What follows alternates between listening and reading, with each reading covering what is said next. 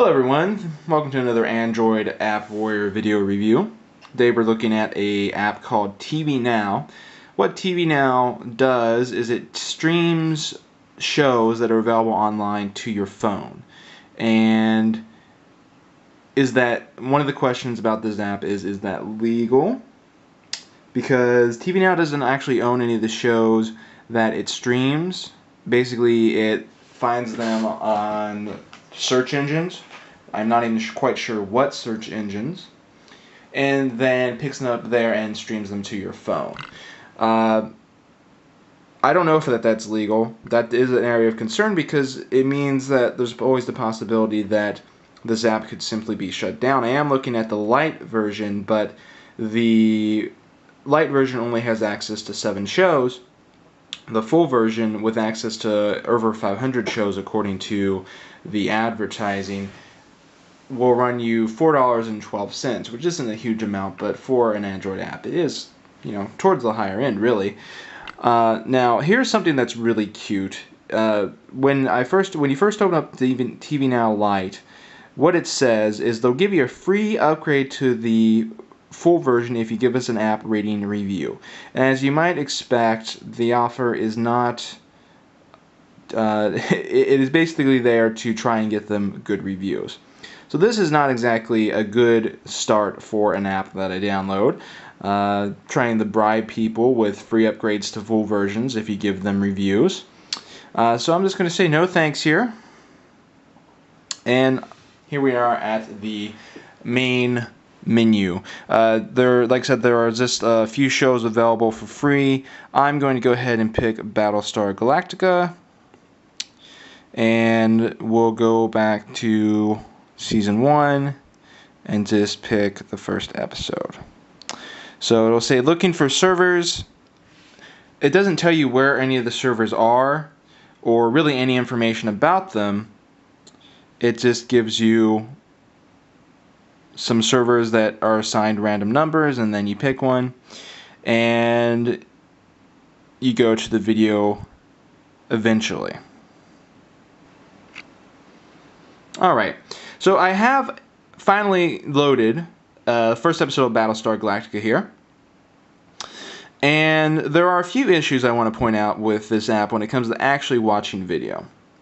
One of the issues is that the player that's made available to you to watch the video sucks. Sucks pretty badly, actually.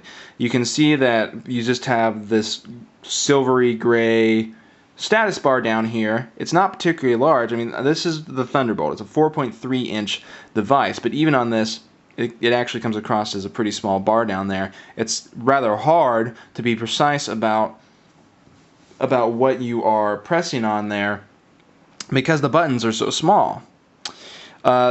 Also, that bar seems to always be there. There's a full screen button down here, but if you press it, that's what it does. That's all it does. You press it again, it just slightly changes what you're seeing. So I'm not sure what the point of that is. Another problem is the fact that the video content is not very high quality, it would seem. And there's this strange sort of box inside of the picture, which is of a lighter, it makes everything inside that box of a lighter color than what is outside of it. That's particularly visible on dark scenes like this. So that's quite annoying. Finally, as you watch content, it seems the performance goes down. I've tried to watch a full episode of Battlestar Galactica on this, and I tried to watch a full episode of House, and I tried to watch a few episodes of, what was the other show? I think it was The Simpsons on here. And basically you get about 15 minutes in, maybe even less than that, and the video starts to get jerky, and that just gets worse and worse and worse, and still it starts sort of freezing up completely.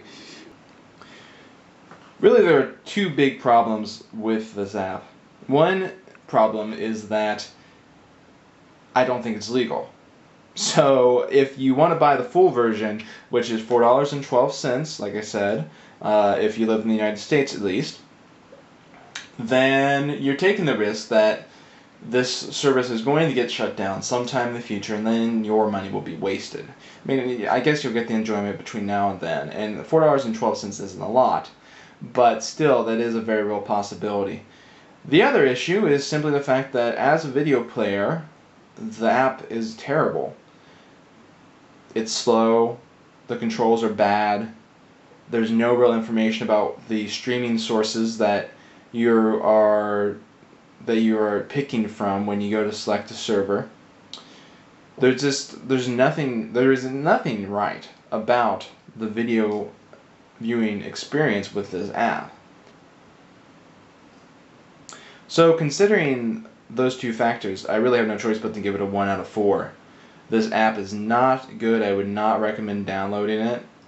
And so far it's received good reviews on the Android marketplace, but considering that there is this upgrade offer, I have to wonder how much of that is actually honest reviews and how much of that is just people trying to get upgrades and perks and etc. from giving the app good reviews.